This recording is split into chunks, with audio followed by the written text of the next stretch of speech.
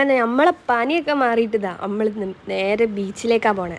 കാരണം പനി ഉള്ളപ്പോഴേ ഞാൻ വിചാരിച്ചിട്ടുണ്ട് ഇവിടെ വരണം എന്ന്. അപ്പൊ ഞാനും എൻ്റെ അമ്മയും കൂടി ഓട്ടോ വിളിച്ചിട്ട് നേരെ ബീച്ചിൽ പോയി. പിന്നെ അവിടെ നല്ല വെയിലായോണ്ട് നമ്മൾ നേരെ നിസ്കരിക്കാനൊക്കെ കയറി. അങ്ങനെ നിസ്കാരം കഴിഞ്ഞിട്ട് നമ്മൾ വീണ്ടും ബീച്ചിലേക്ക് ഇറങ്ങി. നോക്കുമ്പോ നല്ല വെയിലല്ലേ, ഒരു കൊട വരെ എടുത്തി. അങ്ങനെ നമ്മൾ ആ വെയിലത്ത് കൂടിയ ബീച്ചിൽ ഈ തറ്റം മുതൽ ആ തറ്റം വരെ നടക്കാൻ പോവാ. പകുതി എത്തിയപ്പത്തേനും എൻ്റെ അമ്മക്ക് കുറച്ച് ഇരിക്കണം പറഞ്ഞു. അങ്ങനെ നമ്മൾ കുറച്ചേരം അവിടെ ഇരുന്ന് പിന്നെ നമ്മൾ പിന്നെയും നടക്കാൻ തുടങ്ങി. ഇവിടുന്ന് ഈ കാക്ക നമ്മളോട് കടമുട്ട വേണമെന്ന്, പിന്നെ വേണ്ട പറയണ മോശമല്ലേ. അങ്ങനെ ഒരു കടമുട്ടയോ ഒരു കല്ലുമ്മക്കായും. അങ്ങനെ അവിടുന്ന് നമ്മൾ അതൊക്കെ വെച്ചിട്ട് നമ്മൾ വീണ്ടും നടക്കാൻ പോവാം. അല്ല ഞങ്ങളോട് എങ്ങോട്ടാ പോണേ പറഞ്ഞില്ലല്ലോ. ഈ ഒരു പരിപാടിക്കാൻ എനിക്ക് പനിയുള്ളപ്പോഴേ വിചാരിച്ചിട്ട് ഇവിടെ പോണമെന്ന്. പക്ഷെ ഇതൊന്നും കാണാൻ ഇവിടുത്തെ ഫുഡ് കോർട്ടിലേക്ക് എനിക്ക് മെയിൻ ആയിട്ട് പോണ്ടേ. പക്ഷെ ഇതൊക്കെ കഴിയാതെ ഫുഡ് കോർട്ടിലേക്ക് എത്താൻ കഴിയില്ലല്ലോ.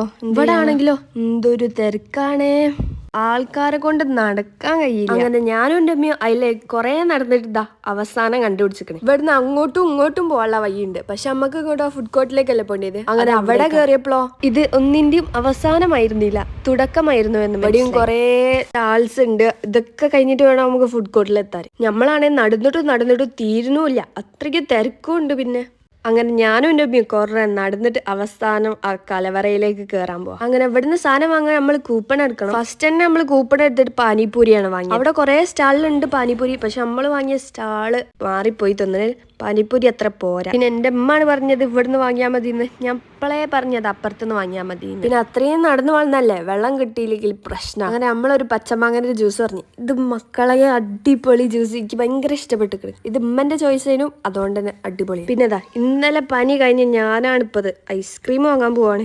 എൻ്റെ അമ്മ എന്തിനാ സമ്മതിച്ചതെന്ന് എനിക്ക് മനസ്സിലാവില്ല, പക്ഷെ ഞാൻ വാങ്ങിയും ചെയ്തു. പക്ഷെ ഒരു മരുന്ന് ചോദിക്കുന്ന ഐസ്ക്രീമേനു അത്ര ടേസ്റ്റ്.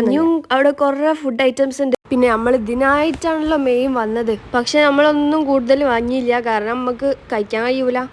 അങ്ങനെ ഞാനും എൻ്റെ അമ്മയും നേരെ ഇറങ്ങി. നോക്കുമ്പോൾ ഗോൾഡൻ ഹവർ സൺലൈറ്റ്, അങ്ങനെ അത് കുറച്ചേരം ആസ്വദിച്ചിട്ട് നേരെ നിസ്കരിക്കാനൊക്കെ പോയി. അത് കഴിഞ്ഞിട്ട് നമ്മൾ ഉപ്പിലിട്ട വാങ്ങാൻ വന്നു. നമ്മളൊരു പേരയ്ക്കും ഒരു മാങ്ങയും വാങ്ങി, നല്ല രസമുണ്ടായിരുന്നു. പിന്നെ ഉണ്ട് നോക്കുമ്പോൾ എൻ്റെ ഉമ്മക്ക് മാത്രം ഉണ്ട് ഐസച്ചാറും, അങ്ങനെ ഐസരുതി. പിന്നെ ഉമ്മനെ ഞാൻ അങ്ങനെ സോപ്പിട്ട് അതിന് പകുതി അടിച്ച് മാറ്റിയിട്ടുണ്ട്. പിന്നെ എൻ്റെ ഇപ്പം അപ്പുറത്ത് കാത്തിക്കുണ്ടേനു. അപ്പോൾ അവിടെ പോയിക്കുമ്പോൾ എൻ്റെ ഇപ്പം ഇവിടുന്ന് ജ്യൂസും ഷവർമയൊക്കെ വാങ്ങിയിട്ടുണ്ട്. അങ്ങനെ അതും കഴിച്ച്. അപ്പം ഇന്നത്തേക്ക് ഇത്രേ ഉള്ളൂ. ബൈ.